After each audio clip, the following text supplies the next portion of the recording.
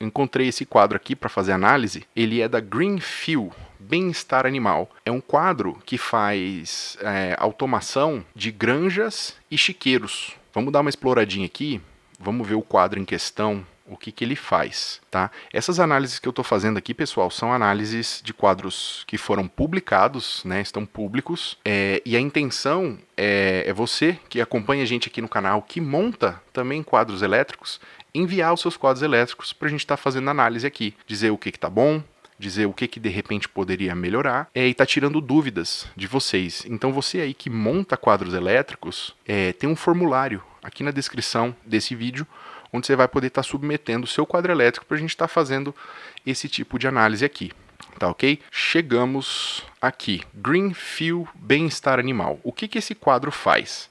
Ele faz basicamente acionamento aí das cortinas, tá? Isso aqui para fazer controle térmico dentro aí de um chiqueiro, galinheiro, né, diferentes ambientes animais. E também, em caso de galinheiro, você precisa induzir, né, as aves o que é dia, o que é noite. Né? Então você faz isso abrindo e fechando as cortinas. Então esse quadro vai fazer acionamento desses motores, né, das cortinas. Depois a gente vai falar desse quadro aqui onde ele foi instalado.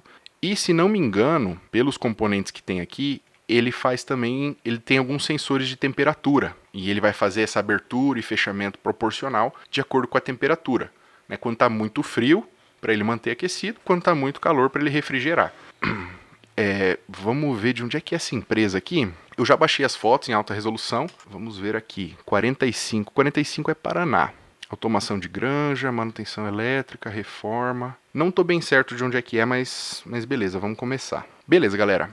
Estamos falando desse quadro em questão aqui. O que a gente vê na interface? Greenfield, né, a marca. Bem-Estar Animal. Controle de cortina. Abre e fecha. Cortina 2 abre e fecha. Grupo 1, não sei a que se refere aqui. Temos uma interface IHM aqui medindo temperatura. 20 graus Celsius. Em duas posições pelo menos, né? E o que a gente vê aqui que é interessante, tá? Que nenhum dos outros quadros tinha, pelo menos os rótulos que dizem quem é o fabricante e que número você liga numa possível chamada de manutenção, né? Nós vimos aí um quadro comercial lá de piscinas, também não tinha nenhum rótulo desse. O outro quadro ali de máquinas também não estava rotulado. É bom que estejam, tá? Porque isso fideliza o teu cliente. Quando um operador tiver problema aqui, ele vai ligar para você manter o seu próprio quadro. E esse aqui é muito interessante porque ele já traz um QR Code para você acessar um manual deste quadro, né? Provavelmente em como opera, e nesse link aqui você também deveria encontrar o esquema elétrico, né, que tem que ser disponível aí para o cliente para dar manutenção. O que mais a gente vê aqui? Tem muita gente que opta e prefere colocar esse adesivo na face do painel. Isso aqui é bom e é ruim ao mesmo tempo. Por quê? O pessoal tira essa foto aqui, linda, legal, bonito, brilhoso, bem colado, cores vivas, porque foi recém-instalado. Dependendo do adesivo que a pessoa usa, ou dependendo da aplicação, né, se aplicou em cima de sujeira, se não fez uma boa limpeza, não tirou gordura, esse adesivo com o tempo ele pode sair, tá? E aqui, como você depende desse adesivo para você operar o quadro, você vê que é um adesivo só, você pode, com o passar do tempo, estar perdendo a informação do que faz cada componente desse quadro. Eu acho muito legal que você consegue trazer o seu branding, trazer detalhes da sua marca, dos seus valores, né, num quadro, deixar um quadro bonito, né, parecer uma joia aí na indústria da pessoa, mas ao mesmo tempo pode ser que em alguns anos, vamos dizer 4 ou 5, esse adesivo começa a sair, você começa a perder essas informações. Isso que a gente está vendo aqui, né, esse adesivo verde e tal, ele é legal, mas ele não é provavelmente tão durável quanto os rótulos laminados industriais, né, originais da Brother. E vamos continuar. Eu já comecei a fazer uma pequena análise aqui. Eu gostaria de começar detalhando um pouco os componentes. E o que a gente vê que tem dentro desse quadro aqui? Um quadro também relativamente pequeno, relativamente simples, né? O que eu percebo aqui de cara? Apesar do disjuntor geral estar aqui embaixo, ele segue aquela ordem de cima para baixo, da esquerda para a direita, né? O layout do quadro elétrico, que costuma ser usual e para mim facilita muito a leitura de um quadro elétrico, né? Quando eu me deparo com um quadro elétrico, para conseguir entender o que ele é, o que ele não é. E o que nós temos aqui? Provavelmente, né, a chegada de força vem aqui nesse disjuntor tripolar. A saída daqui, ele vem no IDR, né, da Eaton, interruptor disjuntor residual. Aqui nós temos DPS, dispositivos de proteção contra surto. Legal, é muito bom ver isso aqui. E isso aqui, o IDR, é fundamental. Nós vamos explicar depois por quê. Vamos só passar. O que mais tem aqui dentro desse quadro? Um relé de falta de fase. Tá? O relé de falta de fase, pessoal, ele é importante para você não vir a queimar motores, tá? Ou você não vir a danificar as suas instalações. Então ele basicamente fica observando as 3 fases. E quando uma vem a faltar, vamos supor que um transformador lá da fazenda, lá da instalação, explodiu, caiu uma árvore, derrubou uma fase, interrompeu um fio, ele garante que o quadro não vai funcionar, tá? Antes dele tentar fazer esse quadro funcionar e colocar alguma pessoa em risco ou o próprio equipamento correndo risco aí de se danificar por falta dessa fase. Tem aqui mais um disjuntor normal, tem aqui um borne fusível. Legal ver isso aqui. Eu não consegui identificar o que é este componente aqui, tá? Eu consigo ler aqui fonte, o que é isso aqui? 1 ampere, não sei o que. Vou assumir que isso aqui é uma fonte, tá? O que mais nós temos aqui? 2 disjuntores motores, né, para estar fazendo esse acionamento trifásico dos motores que estão em campo. E o que a gente já observa aqui? Né? Nós temos 2 disjuntores motores e 4 contatores. Isso já me dá um indício de que esses motores têm reversão, né? Que a gente vê aqui, por esse quadro estar rotulado, a gente consegue fazer essa análise bem simplesmente, né? MC1, aí tem MC1A, MC1F. Então, abre e fecha dessas cortinas. Então, esse é o disjuntor motor que está passando energia para o MC1A, que está ligado para abrir a cortina.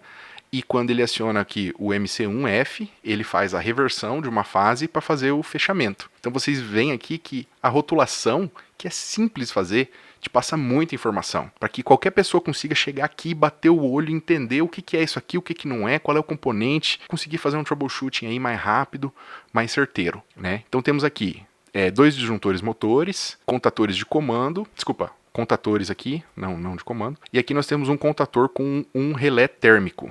Tá, para fazer provavelmente a proteção e acionamento de algum motor maior, de repente é um exaustor da granja. Não tem como eu saber exatamente, né, porque eu não tenho o projetista do quadro aqui. E aqui embaixo, né, além do disjuntor geral de entrada, a gente vê bornes de passagem, rotulados, tá? Legal isso aqui. E lembra que eu falei para vocês de olhar o cantinho? Aqui já diz muita coisa. Esse quadro aqui, apesar de não ter o corte 45 graus, apesar de estar desencontrado, é um quadro que está bastante caprichado, tá? A gente vê aqui que o pessoal deixou uma cópia do que eu assumo ser o projeto elétrico. Os fios, infelizmente, não estão rotulados, mas a gente vê coisas tipo isso aqui. Na chegada de força, tá? Do lado do disjuntor tripolar, tem um borne terra. O que esse borne terra faz? Ele já, aqui dentro dele, ele tem um contato que ele já aterra o trilho elétrico, que geralmente já aterra a carcaça, né, a placa de montagem e, portanto, já aterra a carcaça, tá? Eu recomendo continuar aterrando, mas pelo menos ele tem isso. Daqui ele já faz derivação, legal, para levar para outros pontos. Eu recomendo sempre você ter um barramento terra, né? A gente já viu em alguns quadros aqui no passado, mas que bom que esse aqui tem. E o que mais a gente consegue observar aqui?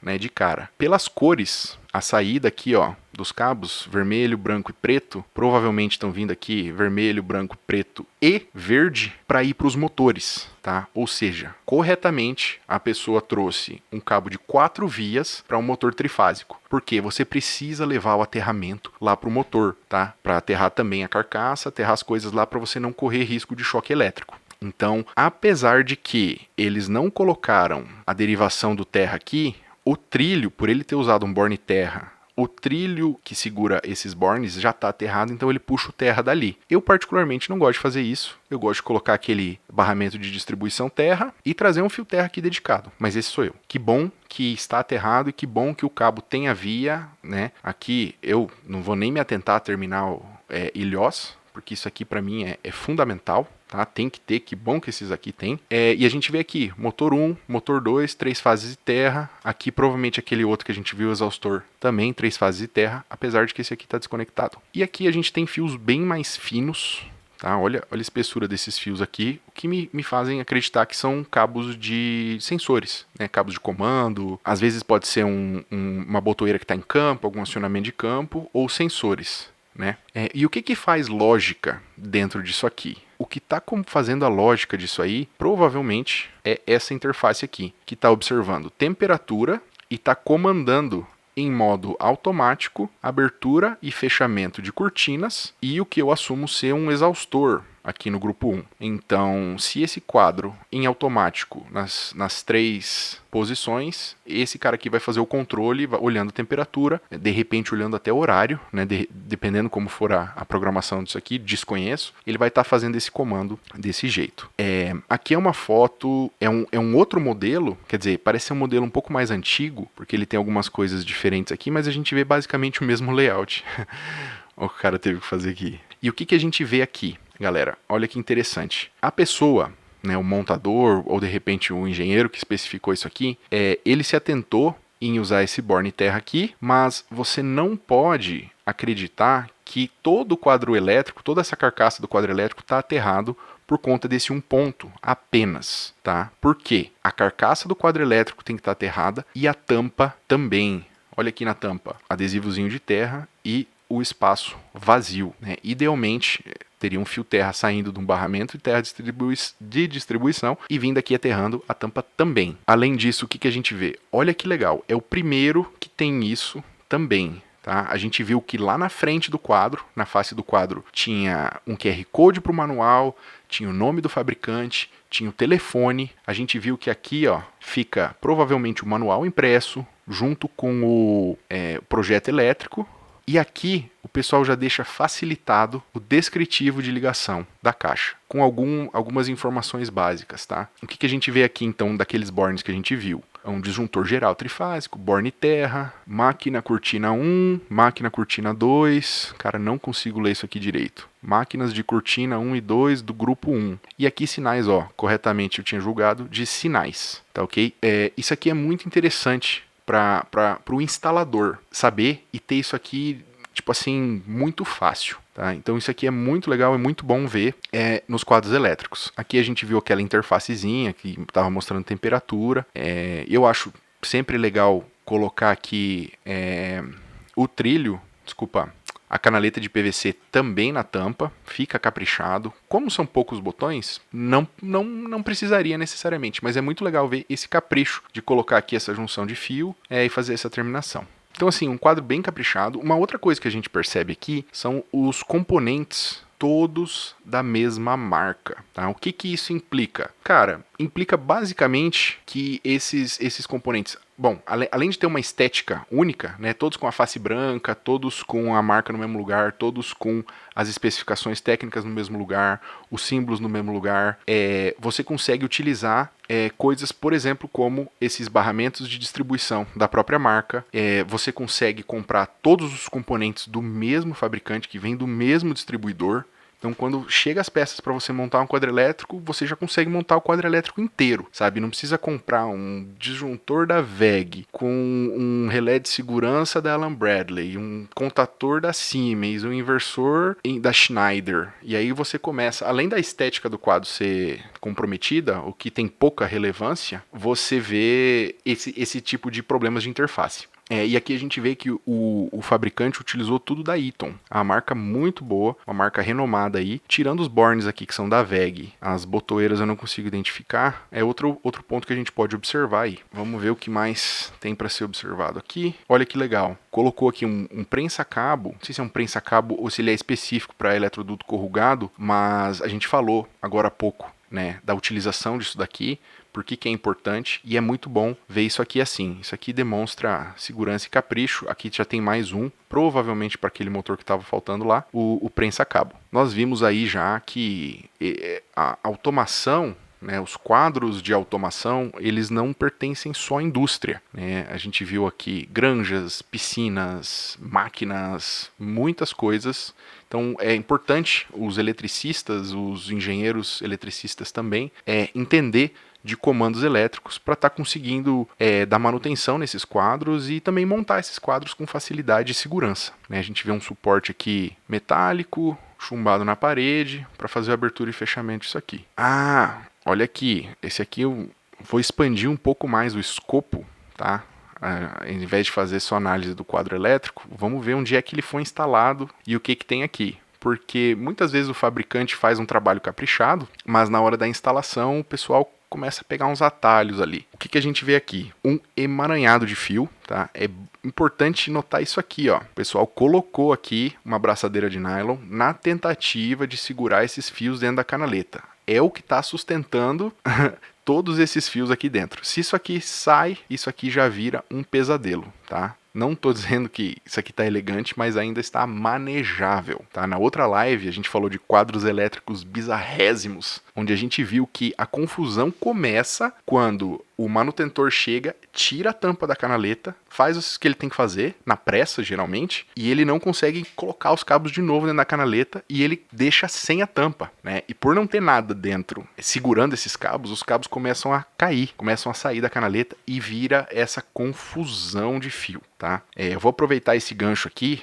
Aqui na nossa empresa, a gente utiliza os clip-celas. A gente vende na nossa loja também. Esse é um clipe em formato de cela, que a gente faz o quê? A gente instala dentro do quadro elétrico, deixa eu dar um zoom aqui, porque tem gente assistindo do celular. Dentro da canaleta, a gente coloca um clip-cela desse, com uma abraçadeira de nylon, e quando a gente faz a montagem do quadro elétrico, a gente garante que esses fios, com o passar do tempo, não vão sair de dentro da canaleta. Olha que caprichado que fica, e tipo assim, cara, não custa muita coisa, e não toma muito mais tempo. Por quê? Porque você provavelmente já faz a fixação da canaleta no quadro elétrico com um parafuso autobrocante. Tem gente que usa rebite, tem gente que usa rebite plástico, não recomendo, não gosto. Mas a diferença aqui é você colocar esse clip-cela, que nesse quadro grande aqui de automação que a gente montou, eu acho que tem uns 28 clipes desse aqui. O custo dele,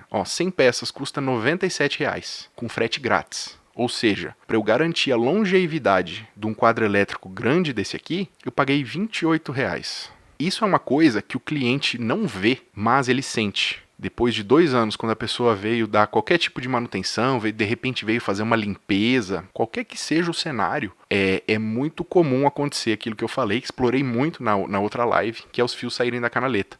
Então, por pouco custo e por um pouquinho de tempo, você garante a longevidade dos quadros elétricos, tá ok? A gente está vendendo aqui na nossa loja, sai menos de R$ 1 por cada um desse. Aqui você compra por 97 um saquinho desse com 100. Super recomendo vocês usarem.